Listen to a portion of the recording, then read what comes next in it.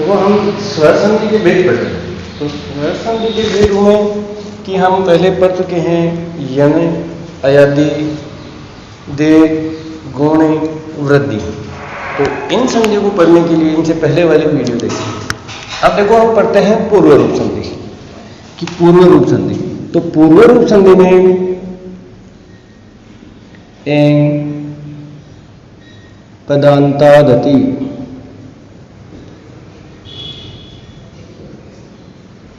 कि एंग पदांतादति कि एंग पद के अंत में हो, यह प्लस से पहले कि एंग अर्थात ए और ओ, कि एंग पद के अंत में हो और उस प्लस के बाद में ऋस्व ए हो। अब समझ होंगे कि यदि ए या ओ के बाद यदि ऋस्व ए स्वर आता है तो यहां इस पूर्व रूप के अनुसार यानी पहले वाले प्लस के जो पहले हैं इसके अनुसार एकारस या ओकारस सीधा का सीधा हो जाता है। तो ए के बाद में यदि ए आ रहा है तो इसके अनुसार सीधा का ये ए का ए ही रह जाएगा और इस ए का अवग्रह चिन्ह बन जाएगा।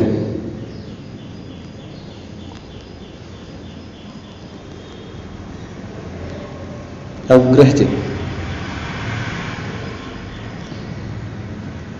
अर्थात एस बन जाएगा। तो सीधे से मतलब पूर्व रूप संधि का सीधा समझ गया कि यदि प्लस से पहले ए या ओ हो और प्लस के बाद में यदि एस स्वर आए तो ए या ओ में तो कोई परिवर्तन नहीं होगा, ये तो वैसे वैसे प्ररूप हो जाएगा पूर्व रूप के अनुसार अर्थात पहले वाले रूप के अनुसार। और इस आगे वाले इस ए का अवग्रह चिन्ह बन जाएगा अर्थात एस लिख देते हैं। तो अब देखो जैसे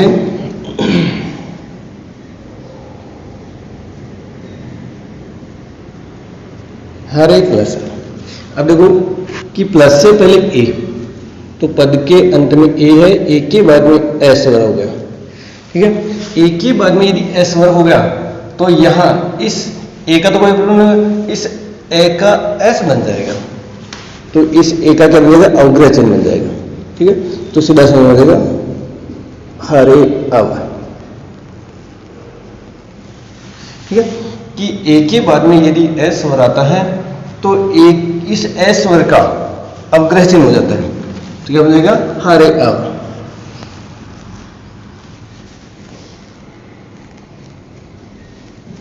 ते प्लस अपि,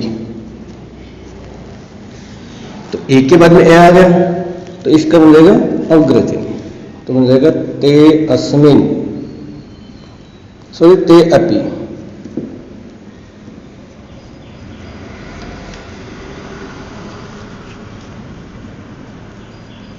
में अंतिके,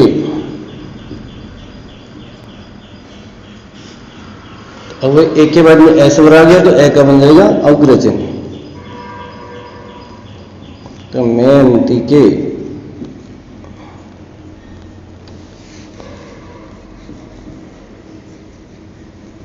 ते अस्मिन्।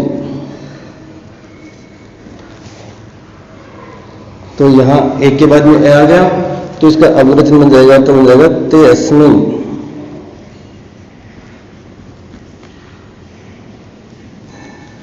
तो यदि ए या ओ के बाद में ए आता है, यदि स्वर ए आता है तो पूर्व रूप के अनुसार अर्थात जो प्लस से पहले पूर्व रूप अर्थात प्लस से पहले जो ए या ओ है उसके अनुसार इसका रूप बन जाता है। तो इस आगे वाले ए का एस बन जाता था, अवग्रह चिन्ह बन जाता है। जैसे देखो कि हरे अव तो सीधा अवग्रह चिन्ह बन गया, तो हरे अव। ते अपि तो अवग्रह चिन्ह बन गया इस ए का, तो ते अपि। में अंतिके तो इसका अवग्रह चिन्ह बन गया, तो में अंतिके। ते अस्मिन् तो इस ए का अवग्रह चिन्ह बन गया, तो हो गया ते अस्मिन्। इसी प्रकार से ओ आ गया कि को प्लस अपि, यदि पद के अंत में ए या ओ स्वर तो यहां ओ हो गया और प्लस के बाद में ए स्वर स्वर हो गया। तो इसके पूर्व रूप के अनुसार ये क्या हो जाएगा और इस ए का अवग्रह चिन्ह बन जाएगा, तो यह बन जाएगा को अपि। ठीक है। इसी प्रकार से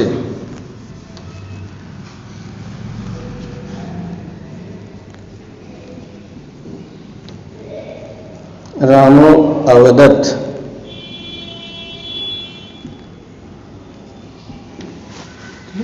तो ओ के बाद में ए आ गया तो इसका अवग्रह बन जाएगा, तो बन जाएगा रामो अवदत्त।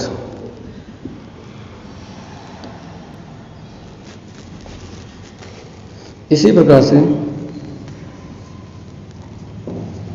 एचो अयवायावय,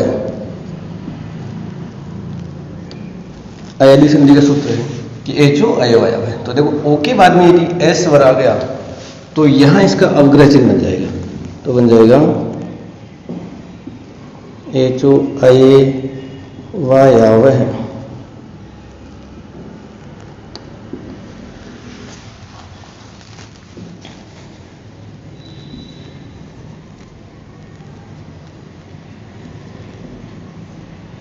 शिव अवदत्त,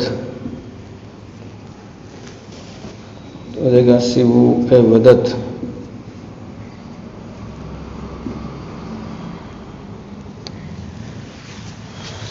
तो सीधा सा नियम हो गया कि पद के अंत में यदि ए या ओ आए और प्लस के अर्थात सीधे मतलब कि प्लस से पहले ए या ओ हो, प्लस के बाद में यदि एस स्वर हो, तो प्लस से पहले वाले पूर्व है, संधि का नाम क्या है? पूर्व रूप। तो पूर्व है प्लस से पूर्व वाले रूप के अनुसार, तो पूर्व है ए या ओ, तो इस ए या ओ के अनुसार ही रूप बन जाता है और इस आगे वाले ए का अवग्रह चिन्ह मिल जाता है अर्थात एस बन जाता है।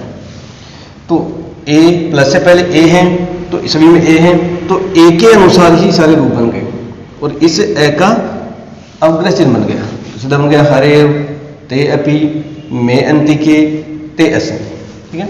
और इसी वजह से देखो पद के अंत में ओ स्वर है, तो पद के अंत में ओ स्वर होने पर ओ के बाद में यदि कोई ऋस्व स्वर है तो पूर्व के रूप के अनुसार यानी इस ओ के अनुसार ही इस आगे वाली इस ए स्वर का ऋस्व स्वर का अवग्रह चिन्ह बन जाता है। तो यहाँ इसमें अवग्रह चिन्ह है तो को प्लस अपि से क्या बन गया? को अपि। रामो अव प्लस अवदत्त तो रामो अवदत्त। एचो प्लस अय वायावह है तो एचो अय वायावह। शिवो प्लस अवदत्त तो शिवो अवदत्त। इसे आराम से समझ सकते हैं। इसी प्रकार से देखो एक आगे नेक्स्ट संधि है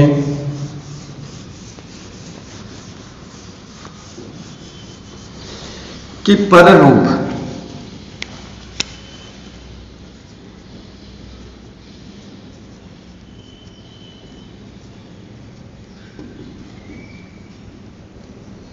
कि अभी हमने पढ़ा पूर्व रूप संधि, तो पूर्व रूप में कि प्लस से पहले वाले रूप के अनुसार, कि पूर्व रूप में क्या होता है कि प्लस से पहले वाले रूप के अनुसार, और पर रूप पर यानी होता है अगला बाद में, तो प्लस के बाद वाले रूप के अनुसार अर्थात प्लस के जो आगे स्वर आएगा उसके अनुसार। तो पर रूप में देखो एंगी पर रूपम,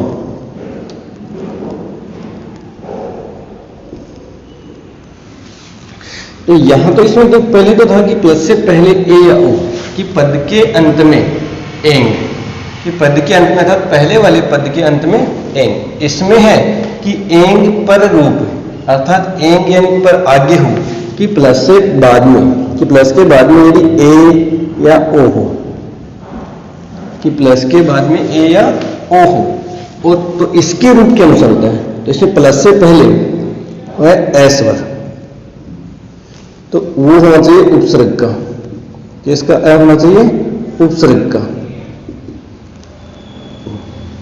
कि उपसर्ग का ए के बाद में यदि ए या ओ स्वर आता है, कि उपसर्ग के ए के बाद में यदि ए या ओ स्वर आता है तो आगे वाले रूप के अनुसार, कि पर रूप आगे वाले रूप के अनुसार वैसा का वैसा हो जाए, अर्थात ये मात्रा इस ए में ऐसी ऐसी सीधी सीधी है, कोई परिवर्तन नहीं होगा। और यदि ओ की मात्रा है तो इस ए में ओ की मात्रा ऐसे सीधी है, तो आगे वाले रूप के अनुसार सीधा सीधा बन जाएगा, कोई परिवर्तन नहीं होता है, ठीक है। तो इसके सीधा नियम हो गया कि उपसर्ग के ए के बाद में यदि ए या ओ है तो कि ए या ओ है तो इस ए या ओ के अनुसार ये मात्रा इस पे ऐसे कैसे जुड़ जाएगी, अर्थात आगे वाले रूप के अनुसार उदाहरण बन जाता है। तो इसमें दोनों में तो देखो कि प्लस से पहले वाले रूप के अनुसार और इसमें है प्लस के बाद वाली अर्थात यानी अगले रूप के अनुसार। अब देखो जैसे इसमें उपसर्ग के ए, तो देखो प्र उपसर्ग हो गया प्र प्लस ए जिते कि उपसर्ग का ए और उपसर्ग के ए के बाद में हो गया ईश्वर। तो उपसर्ग के ए के बाद में यदि ए आता है तो इस आगे वाले रूप के अनुसार ये मात्रा सीधे इस पे जुड़ जाती है, तो शब्द बन जाएगा परेजते, कोई परिवर्तन नहीं है, पर रूप आगे वाले रूप के अनुसार सीधा बन जाता है। उप एजते, उप उपसर्ग हो गया एजते, तो उप उपसर्ग के उप उपसर्ग का ए हो गया।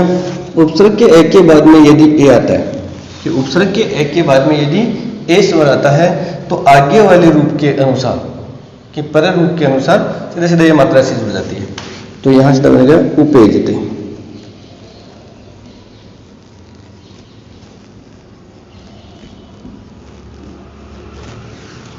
ठीक है।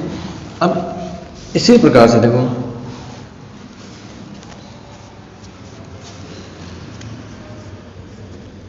उप प्लस औसती,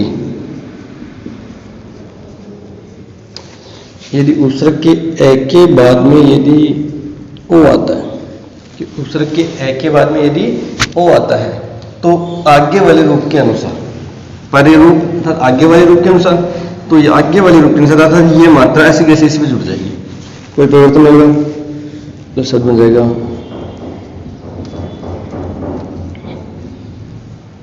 उपौसती। इसी प्रकार से अव प्लस औसती, तो उपसर्ग का ए और उसके बाद में ओ स्वर, तो उपसर्ग के ए के बाद में यदि ए या ओ आए तो आगे वाले रूप के अनुसार अर्थात आगे वाली मात्रा ऐसे कैसे लग जाती है, तो यह बन जाएगी अवोसती। ठीक है।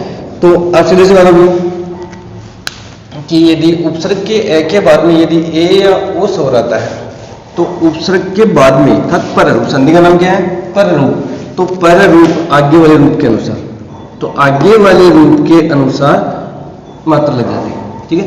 इसमें था पूर्व रूप, पहले वाले रूप के अनुसार मात्रा। ठीक है। तो पहले ए या ओ था तो वैसे की वैसा रह जाएगा, ए या ओ की मात्रा रह जाएगी, आगे वाले ए है उसका अग्रचिन्ह बन रहा था, इसमें आगे वाले जो ए या ओ है वो मात्रा सीधे सीधे इस उपसर्ग के ए पे ऐसे कैसे लग जाएगी, कोई परिवर्तन नहीं होगा। जैसे प्रे प्लस एजते तो क्या बन जाएगा प्रेजते, उप प्लस एजते उपेजते, उप प्लस औसती उपौसती, अव प्लस औसती अवसती। ठीक है। तो इनमें कोई परिवर्तन नहीं होगा। अब देखो इस पर रूप संधि के एक नियम हो रहा है इसका, अर्थात एक सूत्र है इसका,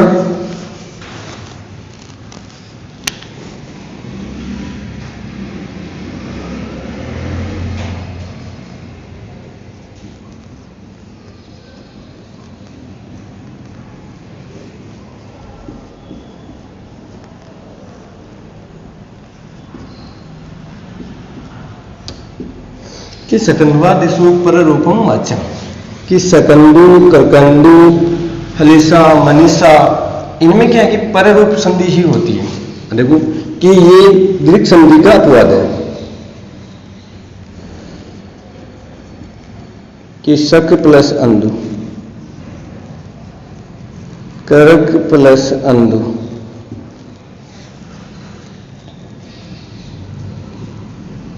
ततक प्लस अंजलि।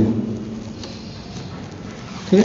तो इनमें कि देखो ए के बाद में ए है कौन सी संधि का, दीर्घ संधि का, तो दीर्घ संधि का अपवाद है यहाँ पर कि इनमें कि सकंदु करकंदु मातंद हलीसा मनीषा इनमें क्या है कि ये प्ररूप संधि होती है।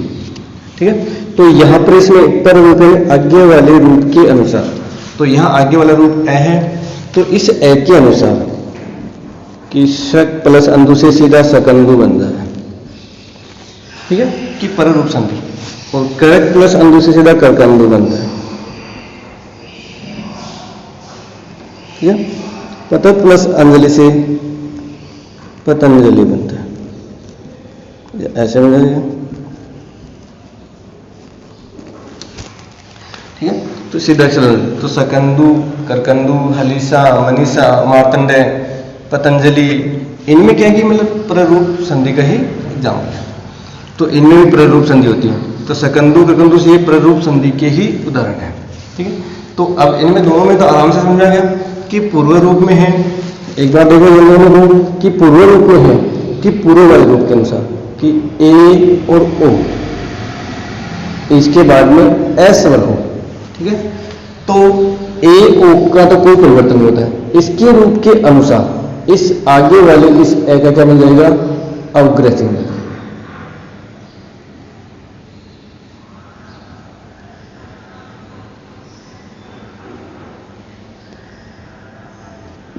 ठीक है, और इसमें है पर रूप में कि पर यानी आगे वाले रूप के अनुसार। तो प्लस के बाद में यदि ए या ओ आए और प्लस से पहले किसका आय हो, उपसर्ग का, उपसर्ग का आय हो, तो उपसर्ग के ए के बाद में यदि ए या ओ आए तब तो आगे वाले रूप के अनुसार हो गया पर रूप, पर यानी होता है अगला, तो अगले रूप के अनुसार। और पूर्व रूप, पूर्व यानी पहले वाले रूप के अनुसार, तो इसमें इसका नाम हो गया पूर्व और पहले वाले रूप के अनुसार, इसमें नाम हो गया पर यानी अगला, आगे वाले रूप के अनुसार। तो आराम से उदाहरण इस भिन्नता भी समझ में आ गई होगी कि पूर्व रूप पहले वाले रूप के अनुसार और पर रूप है आगे वाले रूप के अनुसार। ठीक है, धन्यवाद।